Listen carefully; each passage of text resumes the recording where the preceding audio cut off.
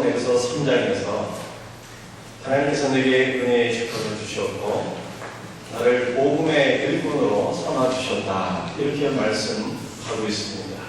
그러면 우리가 복음의 일꾼이 되기 위해서는 그리스도 예수의 십자가의 은혜를 경험해야 되고 이 십자가의 은혜를 자랑해야 된다라고 하는 말씀을 제가 지난 2주간에 걸쳐서 말씀을 드렸습니다. 오늘 본문 말씀은 하나님께서 바울을 복음의 일꾼으로 부르셨는데 그 목적이 무엇인가? 하나님께서 바울을 복음의 사역자로 부르신 목적 두 가지, 이 두 가지를 살펴보면서 함께 은혜를 나누고자 합니다. 첫 번째입니다. 하나님께서 바울을 복음의 일꾼으로 세우신 것은 측량할 수 없는 그리스도의 풍성함을 나타내려 하심이라 성경이 이렇게 말씀하고 있습니다. 우리 교재를 보시면서 우리 에베소서 3장 8절 말씀 같이 읽도록 하겠습니다. 시작. 모든 성도 중에 지극히 작은 자보다 더 작은 나에게 이 은혜를 주신 것은 측량할 수 없는 그리스도의 풍성함을 이방인에게 전하게 하시고, 여러분 우리 예수님은요 풍성한 그 자체이신 것을 믿으시기 바랍니다. 그리스도 안에 모든 풍성한 은혜와 생명이 넘치고 있습니다. 우리 예수님께서는 그리스도 예수의 풍성한, 자신의 풍성한 생명을 우리에게 주시기 위해서 이 땅에 찾아오셨습니다. 그런데 오늘 2장 8절에 나와 있는, 3장 8절에 나와 있는 측량할 수 없는 이란 이 단어를 다른 성경에서는 이렇게 말씀하고 있어요. 깊이를 헤아릴 수 없는 그리스도의 풍성함이다. 깊이를 헤아릴 수 없는 그리스도 예수의 풍성한 사랑과 은혜를 증거하도록 하기 위해서 하나님께서 바울을 전도자로 세우셨다. 성경은 이렇게 말씀하고 있습니다. 여러분 우리 예수 그리스도께서 자신 안에 있는 풍성한 은혜와 생명을 우리에게 주시기 위해서 이 땅에 찾아오신 것을 믿으시기를 바랍니다.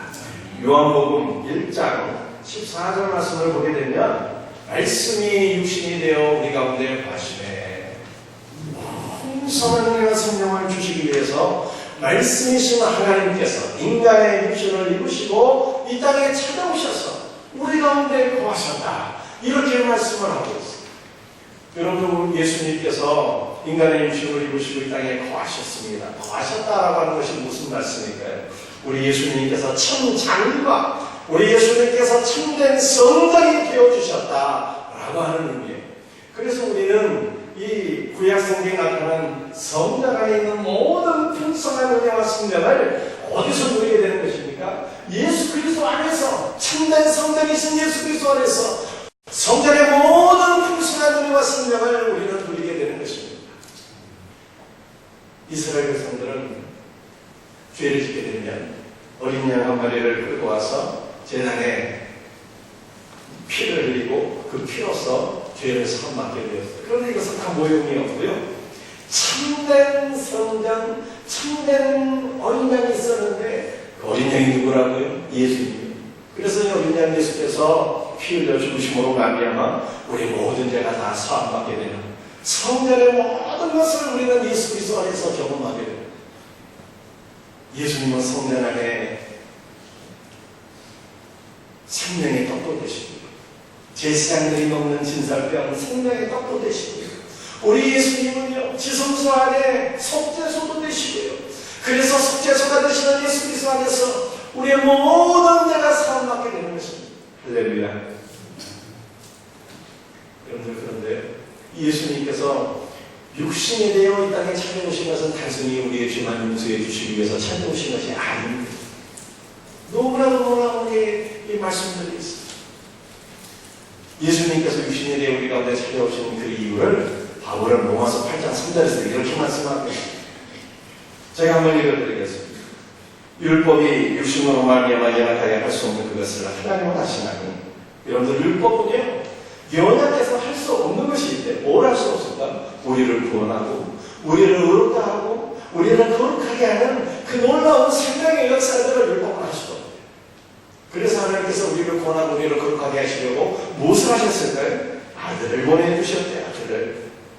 그 죄로 말미암아 자기 아들을 죄 있는 육신의 모양으로 보내어 우리와 동일한 육신으로 자기 아들을 보내셨다는 말씀이신 하나님께서 인간의 육신을 입으시고 이 땅에 찾아오셨어요.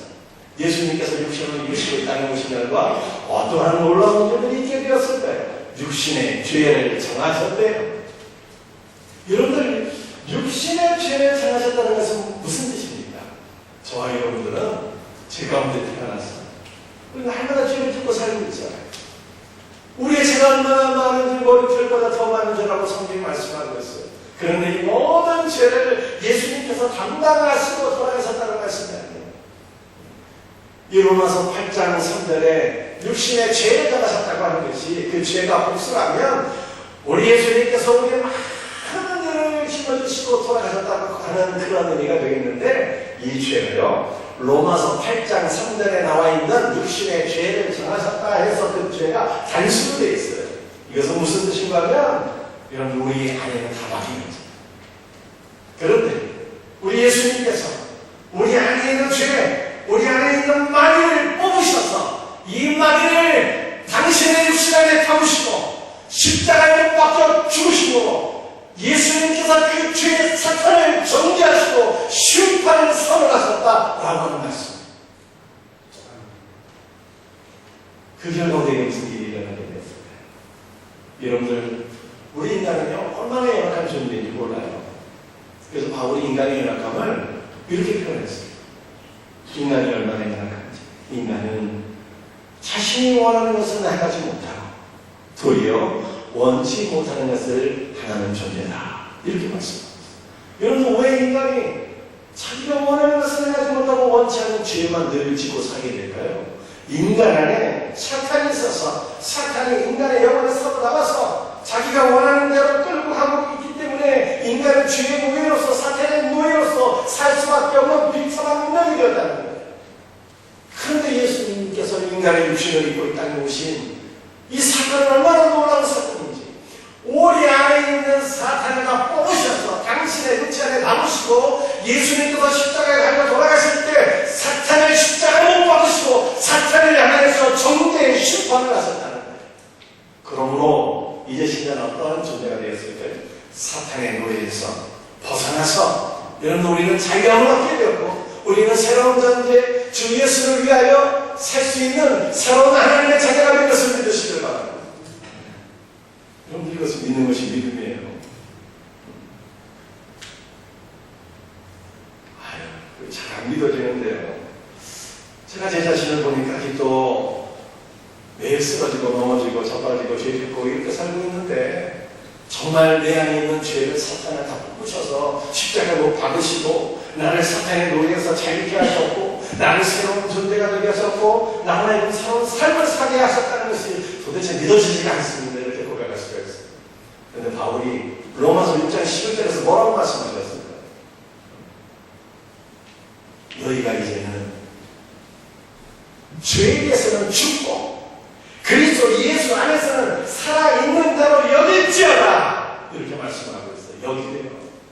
그렇게 생각하고 그렇게 믿고 그렇게 간주하라는 거예요. 여러분들, 바울 이 아브라함은 하나님의 약속의 말씀을 믿었더니 하나님께서 그를 의로운 자로 여기셨잖아요.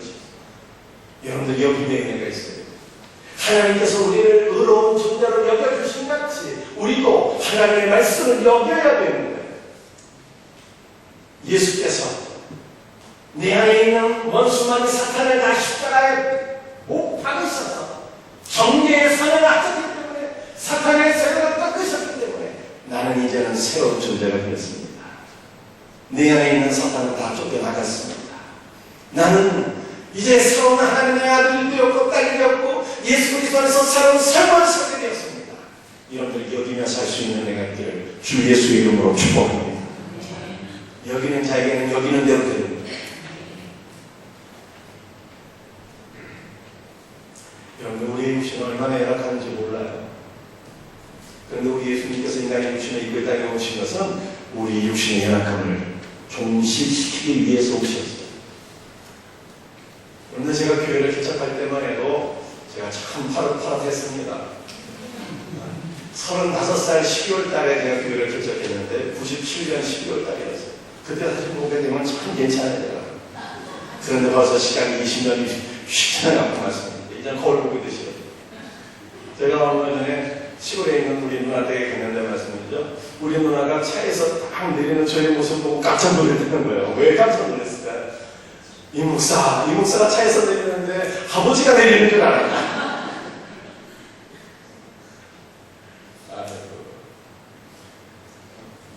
여러분, 우리 인간의 육신 얼마나 연약한지 우리는요, 나이가 들고 병들고 죽을 수밖에 없는 존재예요.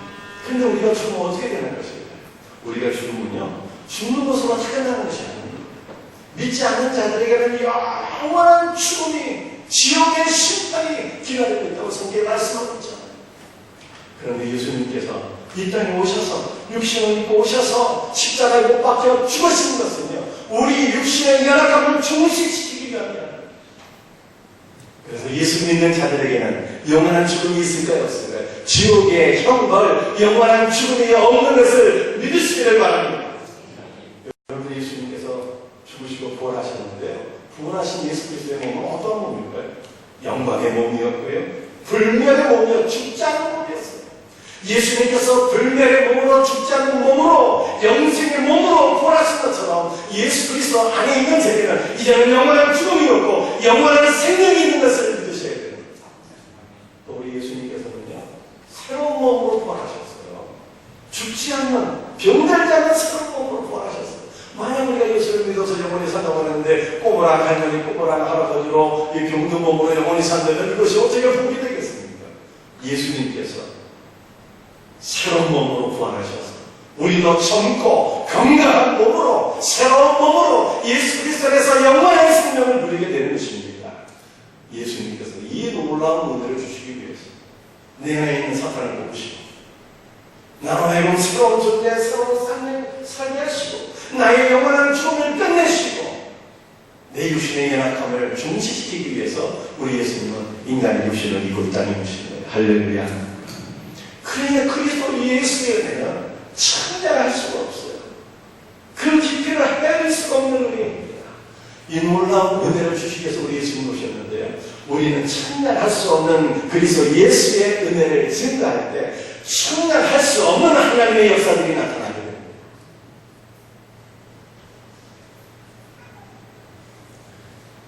우리 신약 성경 말씀을 보게 되면 우리 예수님께서 누가복음 9장에서는 12명의 사도를 파송하셨고요, 누가복음 10장에서는 70명의 전도단을 파송하셨어요. 그런데 70명의 전도단이 주 예수의 복음의 말씀을 증거하고 돌아와서 예수님의 전도사역을 보고하는데 예수님께서 뭐라고 말씀하셨을까요? 누가복음 10장 18절 말씀입니다. 예수께서 이르시되 사탄이 하늘로부터 번개같이 떨어지는 것을 내가 보았다 말씀하셨어요. 여러분, 제가 이 말씀이 무슨 말씀인가 좀 이 말씀을 제가 연구해 보니까요, 70명의 전도단이 생명의 말씀, 측량할 수 없는 그리스도 예수의 풍성한 은혜를 증거하기 위해서 첫 발을 딱 내딛었는데 그들이 첫 발을 내딛자마자 사탄의 권세가 하늘에서 떨어져서 사탄의 세력이 멸망하게 되었다. 위험하십니다. 청량할 수 없는 그리스도 예수의 생명의 말씀을 증거하자마자 사탄의 역사는 물러가는 거예요. 왜 그럴까요?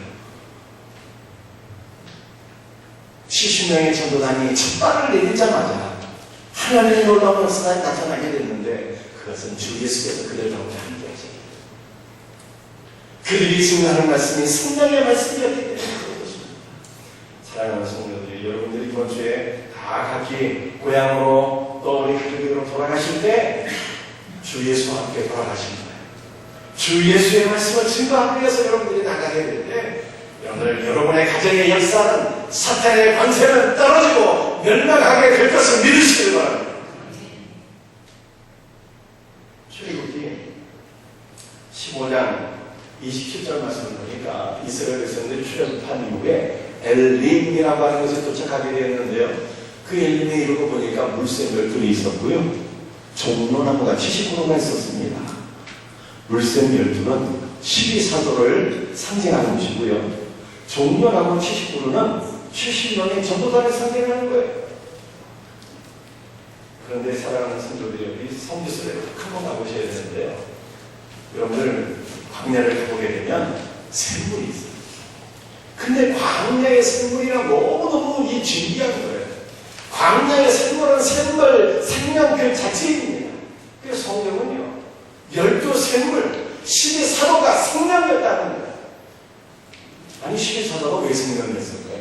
그들 자신이 생명이 아니라 12사도 안에 생명의 원천이 되시는 예수 그리스도가 계셨기 때문에 12사도가 생명이었다는 거예요.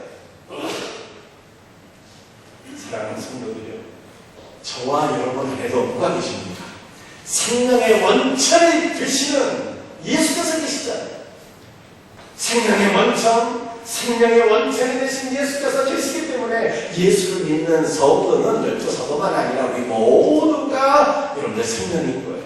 그래서 우리가 이 세상에서 생명의 복음, 주 예수의 말씀을 증거할 때 우리 성도들 통해서 이 땅에 많은 죽은 영혼들이 그 생명수를 마시고 그 영혼이 새롭게 영원한 생명을 얻게 될 것을 믿으시길 바랍니다. 예수를 믿는 성도는요, 주님 나를 통해서 측량할 수 없는 생명의 역사가 일어나게 될 줄로 믿습니다. 이 믿음으로 사는 자가 예수 믿는 신자들입니다. 엘립의 종려나무 70그루가 70년의 전도단을 상징하는 것인데, 종려나무 열매를 한번 먹어보셨나요? 종려나무를 대추야자나무라고도 하는데, 이 나무의 열매가 얼마나 달콤한지 몰라요. 꿀보다 더 달아요. 그래서 신약성경을 보게 되면 세례요한이 메뚜기와 섭청을 먹고 살았다 말씀하고 있는데요. 여러분들, 섭청이 아니고요, 이스라엘은 섭청이라는 게 없고요. 그 섭청이라는 것이 바로 대추야자나무, 종려나무 열매를 가리키는, 이 열매가 꿀처럼 그렇게 가는 거예요. 그래서 이런 얘기가 있잖아요. 꽃감과 대추야자나무, 종려나무 열매가 만나는 데 말씀이죠. 꽃감이 머리를 숙이며 아이고 형님 미안합니다 하면서 인사하고 갔다는 거예요. 종려나무 열매는 꽃감보다 더 달대요. 너무너무 달아요. 그런데 이 종려나무 열매는요, 돈 많은 부자들의 양식이야. 종려나무 그 열매는 가난한 자들의 양식인 것입니다. 이 나무의 열매가 맺혀지게 되었습니다. 열매가 있게 되었으니 땅에 떨어지게 되면요, 이것은 돈 있는 사람들은 주워가면 안 됩니다. 가난한 자들, 나그네들을 위한 양식이에요. 그래서 양식 없는 자들이 이 양식, 꿀보다 더 단 종려나무의 열매를 먹으면서 생명을 유지하게 되었어요. 이것이 하나님의 은혜의 손이었습니다. 여러분들, 이 땅에는요, 영적으로 가난하고 영적으로 헐벗는 사람들이 너무 많이 있죠. 그런데 누가 양식이라고요? 70명의 전도단, 예수를 믿는 성도들이 생명의 양식이에요.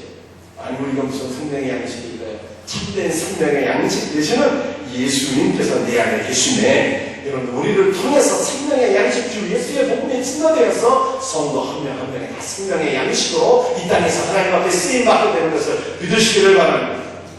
그래서 여러분이 가는 것은요, 여러분이 여러분의 가정으로, 여러분이 여러분의 고향으로, 이 세상으로 나가는 것은 생명의 양식이 나가게 되는 거예요. 여러분을 통해서 많은 영혼들이 생명의 양식 되시는 예수 그리스도를 만나서 주 안에서 풍성한 은혜와 생명을 누리며 살게 되는 이 놀라운 은혜가 있기를 주님의 이름으로 축복합니다. 우리 하나님께서 바울을 전도자로 부르신 두 번째 이유는 무엇인가면, 예수 그리스도 안에 감추어진 비밀의 경륜을 드러내게 하려 하십니다. 이렇게 말씀하고 있습니다. 에베소 3장 9절 말씀 우리 한번 같이 읽어보겠습니다. 3장 9절입니다. 시작. 영원부터 만물을 창조하신 하나님 속에 감추어졌던 비밀의 경륜이 어떠한 것을 드러내게 하려 하십니다. 하나님께서 바울을 전도자로 부르신 목적이 비밀의 경륜을 드러내도록 하기 위해서 부르셨대요. 여러분도 하나님의 비밀인데 그 하나님의 비밀이 뭘까요? 그리스도 예수가 하나님의 비밀이에요.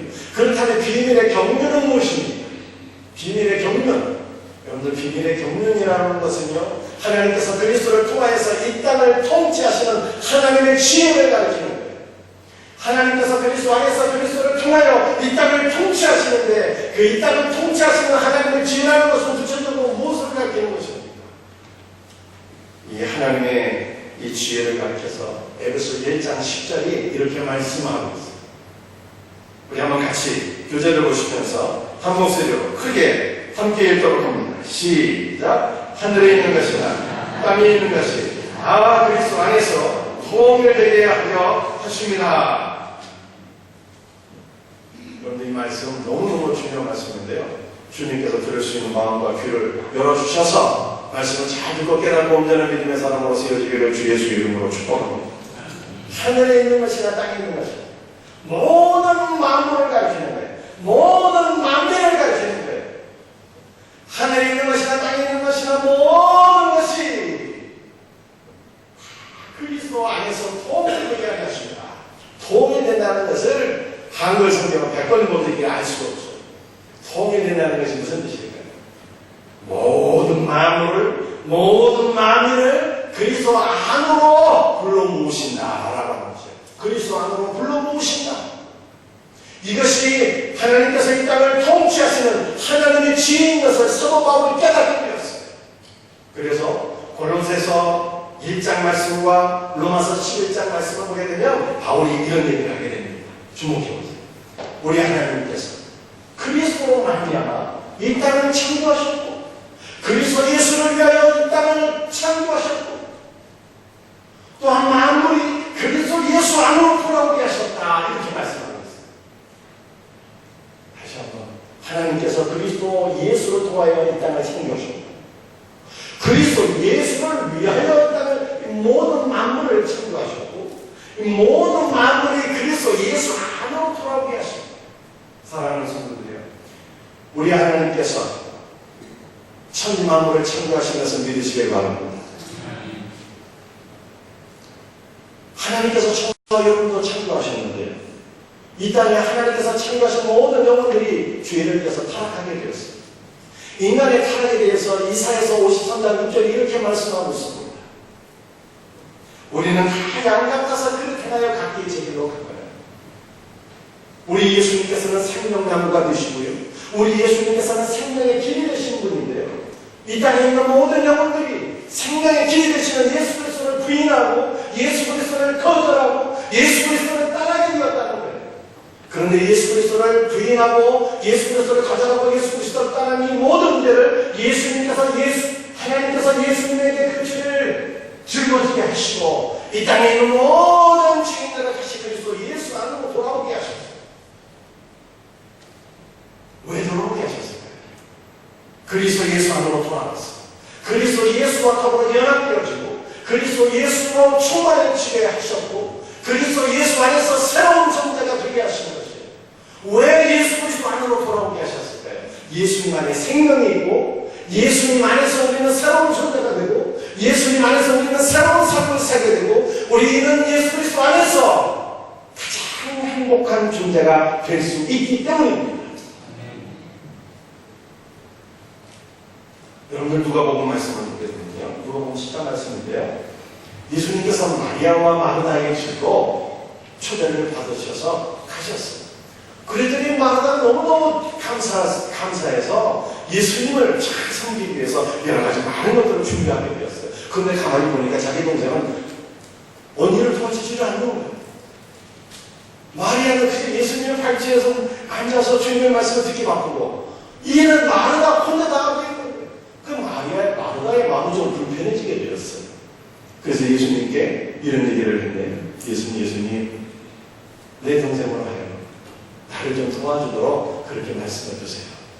그랬더니 예수님께서 마르다에게 하시기를 무슨 말씀하셨을까요? 마르다야, 내가 많은 일로 근심하고 염려하나? 그러나 몇 가지만 하든지 혹은 한 가지만이라도 족하니라 이렇게 말씀하셨어요. 마리아는 이 좋은 편을 택했다. 여러분들 예수님께서 말씀하시는 한 가지만이라도 족하니라. 한 가지는 무엇일까요? 바로 예수님의 발치 안에서 예수 그리스도의 말씀을 들으며 예수 그리스도와 교제하는 것. 우리가 예수 그리스도 안으로 돌아와서 예수 그리스도와 더불어 교제하는 것. 예수 그리스도 안에서 주 예수로 충만해지는 것. 여러분들 이것이 인생의 목적이에요. 우리가 예수님 안에 거하게 될 때 예수 그리스도와 사귐이 있게 될 때 우리는 주 안에서 풍성한 생명을 누리고 새로운 삶을 살고 가장 행복한 존재가 될 것을 믿으시기를 바랍니다. 여러분들 이 땅에는요, 선한 사람도 많이 있지만 악한 사람도 많이 있습니다. 악한 사람이 예수님을 만나게 되었어요. 예수님 안으로 돌아오게 되었어요. 예수 그리스도로 충만해지게 되었어요. 새로운 삶을 살게 되었습니다. 그런데 이 땅에는 선한 사람도 많이 있잖아요. 선한 사람들도 예수님을 만나게 되었어요. 예수님 안으로 들어오게 되었어. 예수 그리스도로 충만하게 되었습니다. 그런데 그 선한 사람도 주 안에서는 완전히 새로운 존재가 되고 새로운 삶을 살게 되는 거예요. 여러분, 그 선한 사람이 선한 삶을 살게 되는 무슨 뜻입니까? 이전에는 자기 의로 살던 사람이 예수 그리스도를 만나기 위해서 자신의 의를 내려놓고 십자가의 의로 살게 되었다는 거예요. 그러니까 모든 사람들이 다 예수님 안으로 돌아와야 돼요. 그리고 예수 그리스도 안에서 새로운 존재가 되어야 되는 것이고 예수 그리스도 안에서 새로운 삶을 우리는 살아야 되는 것입니다. 주님 안으로 돌아오는 것이, 이 땅에 있는 모든 사람들이 주님 품안으로 돌아오는 것이 아버지 하나님의 뜻이에요. 할렐루야.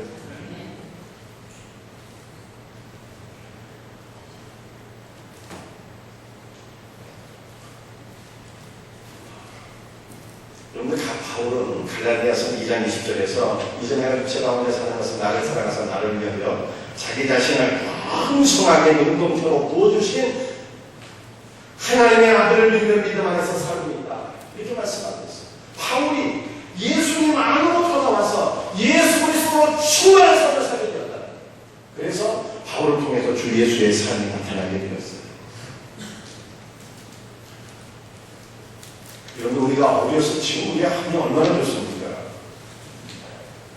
다 이 집안에서 매일 수세시, 화장실, 매일 샤워하고 그렇게 살고 있잖아요. 근데 우리가 어렸을 때는 어떻게 살았어요? 집안에 무슨 수세시, 화장실이 있습니까? 다 연탄 떼고 다 푸세시, 화장실에 살았잖아요. 그래서 제가 어렸을 때 이렇게 기억해보게 되면 이 화장실에 한번 들어갔다 나오면 온 몸에 냄새가 그냥 나요. 무슨 냄새였을까요? 향기로운 온 몸에 똥 냄새가 나는 거예요. 이게 화장실에 한번 들어갔다 나오면. 여러분, 우리가 가끔 이렇게 의식하게 되면 우리가 고깃집에 가서 고기 먹잖아요. 숯불구이, 생갈비도 먹고 양념 소고기도 먹고. 그런데 이렇게 한번 이 고깃집에 가서 이 고기 한번 먹게 되면은 고기 냄새가 온 몸에, 온 곳에 전부 다 배어있어요. 똑같은 이치입니다. 우리가 주 예수를 만나서 주 예수로 충만하게 되면 주 예수의 삶이 나오게 됩니다.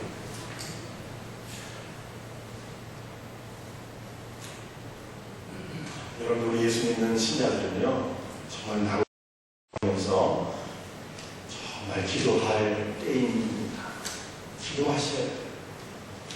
우리나라는 보수와 진보가 나뉘어지고 대립되어서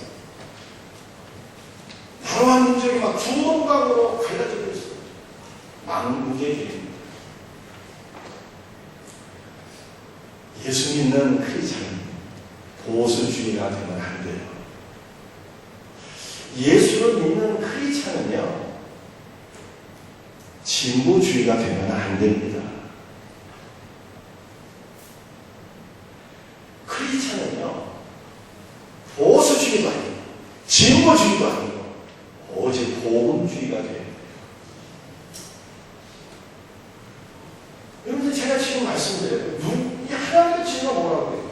모든 사람들이 그리스도 예수 안으로 들어와서 그리스도 예수와 연합되어 그리스도 예수로 충만하라고 말씀하고 있는데, 그리스도 예수에 관심이 없고 보수주의가 충만하고 진보주의가 충만하면 그게 무슨 크리스찬이 됐어요? 우리 예수 믿는 신자들은요, 예수님 무시하고 살아갑니다. 우리 예수는 어떤 분이에요? 말씀이신 하나님의 인간이 무시를 입고 이 땅에 오셨어요. 여러분, 우리 예수님은요, 바울이 로마서에서 말씀하시기를 세세토록 찬송과 영광을 받으시는 하나님이라고 했어요. 예수님 무시하는 하나님. 우리가 예수 그리스도로 충만하게 되면 예수 그리스도의 삶이 나온다는 거예요. 여러분들 제가 보수주의 이념을 갖고 계신 분들에게 제가 묻습니다. 여러분들 보수주의 이념이 정말 성경에서 말씀하고 있는 하나님 나라와 동일한 것이라고 생각하십니까? 민주주의, 자본주의가 하나님 나라와 동일한 이념이라고 생각하시나요? 어떻게 하나님의 나라가 보수주의와 같을 수가 있겠어요? 예수님께서 빌라도에게 하신 말씀이 무엇이에요? 요한복음 11장 36절에서 내 나라는 이 땅에 속한 것이 아니라고 말씀하셨잖아요. 만약에 하나님의 나라가 이 땅에 속한 정치체제와 동일한 것이라면 예수님께서 십자가 왜 죽으셨겠어요?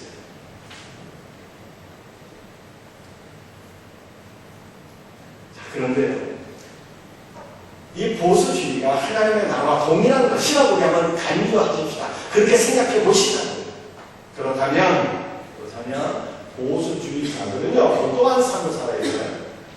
예수 그리스도로 충만하셔야 돼요. 내가 예수 그리스도로 충만하게 될 때, 보수주의가 하나님의 나라와 동일한 것이라면 예수 그리스도로 충만하게 될 때 보수주의가 쉬운 거예요. 그러나 그리스도 예수 없이 보수주의가 된다는 것은 무엇입니까? 그것은요, 흔히 말하는 숯골이 뭔지 아시죠? 보수골통이 되는 것이고 타락의 근원이 되는 거예요. 여러분들 제가 지금 말씀드리는 것이 무엇입니까? 교회 안에서는 그리스도 예수가 없는 보수의 이념을 말해서는 안 된다는 거예요. 우리는 오직 예수요, 오직 복음입니다. 여러분들 예수님 무시하지 마세요. 예수님으로 충만하면 주님의 삶이 나옵니다. 제가 진보주의 이념을 갖고 계신 분들에게 묻습니다. 진보적인 이념이 성경에서 말씀하고 있는 하나님의 나라와 동일한 것이라고 생각하십니까? 오직 동일할 수가 있겠어요. 자본주의를 무시하고 성평등을 주장하고 동성애를 옹호하는 것이 오직 성경의 말씀이며 하나님 나라와 동일한 것입니다. 그런데 동일하다고 한번 간주해 보십시오. 진보주의와 하나님의 나라는 동일한 거예요. 그렇다면 예수를 믿는 신자들은 어떻게 살아야 되는 것입니까? 오직 예수 그리스도로 충만하셔야 되는 거예요. 그러면 저절로 진보주의가 실현이 되는 거예요. 그런데 예수 그리스도는 없이 진보주의를 말하는 것은 무엇입니까? 그것은 그리스도의 대적이 되는 것이고 타락의 근원이 되는 거예요. 여러분들 교회 안에서는요, 예수 그리스도가 없는 진보를 말하면 우리는 오직 예수, 오직 복음입니다. 믿으시면 아멘 하세요.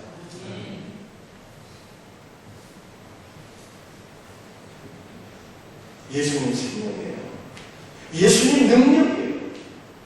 그럼 우리 모든 성도들이 예수 그리스도 안에서 그와 연합되어 그리스도 예수로 충만하게 되면 주님이 원하시는 삶이 그냥 나오는 거예요.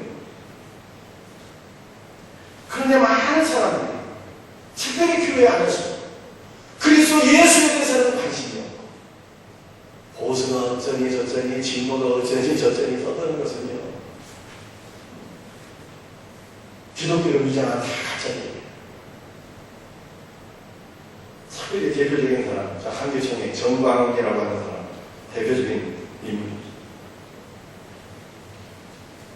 기독교의 복음은 그런 게 아니에요. 우리 모두가 그리스도 안으로 돌아와서 그리스도 예수로 연합되어지고 그리스도 예수로 충만해서 주 예수의 삶이 우러나오는 거예요. 이것이 기독교의 복음이요 기독교의 생명인 것입니다. 여러분, 오늘 그 에베소 1장 10절 말씀 우리 한번 다시 한번 읽어보겠어요. 에베소 1장 10절 우리 교재를 보시면 다시 한번 읽습니다. 시작. 하늘에 있는 것이나 땅에 있는 것이 다 그리스도 안에서 통일되게 하여 하십니다. 하늘에 있는 것이나 땅에 있는 것이 유대인도 이방인도 다 그리스도 안에서 그리스도 안으로 들어오도록 하나님께서 예정하셨다는 것입니다. 십자가의 죽으심과 부활의 사건을 통해서 이 땅에 있는 세상 모든 만민의 유대인들이 이방인들이 다 그리스도 예수 안으로 성전으로 돌아와서 그리스도 예수 안에서 주님과 연합되어지고 그리스도 예수로 충만해지고 하나의 성전으로 세워지게 하셨다 라고 하는 것이 말씀. 그런데 제가 이 말씀을 묵상해 보니 이 말씀이 우리나라 대한민국의 소망이 되는 말씀입니다. 여러분들, 우리는 이 말씀 붙잡고 나와 민족으로서 기도하셔야 돼요. 이 땅에 보수주의로 주님 안으로 다 들어와서 주 예수와 연합되어서 그리스도 예수로 충만해져. 진보주의자들도 다 주 예수 안으로 돌아와서 그리스도 예수와 연합되어서 그리스도 예수로 충만해져. 그래서 보수주의와 진보주의가 그리스도 예수 안에서 하나가 되고 하나의 성전으로 세워질 수 있도록 우리는 이 말씀을 붙잡고 기도하셔야 돼요.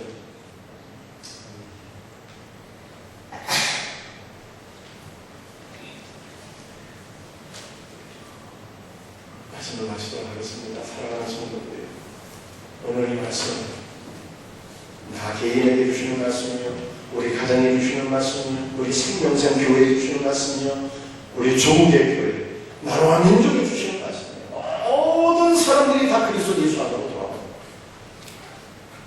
그래서 그리스도 예수와 연합되어지고 그리스도 예수로 충만해지고 그리스도 예수께서 원하시는 삶을 살게 됩니다.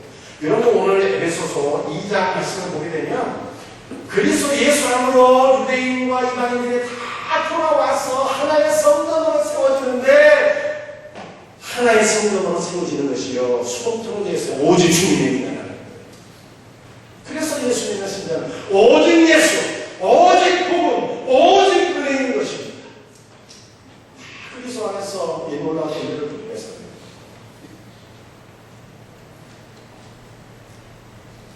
우리 모든 성도들 삶 속에 그래서 예수의 풍성한 생명과 은혜가 차고 넘치시기를 주의 이름으로 축복합니다.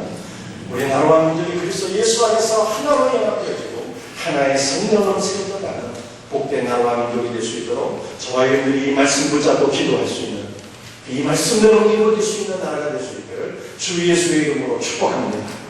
다 같이 자리에서 일어나셔서 우리 찬송하겠습니다.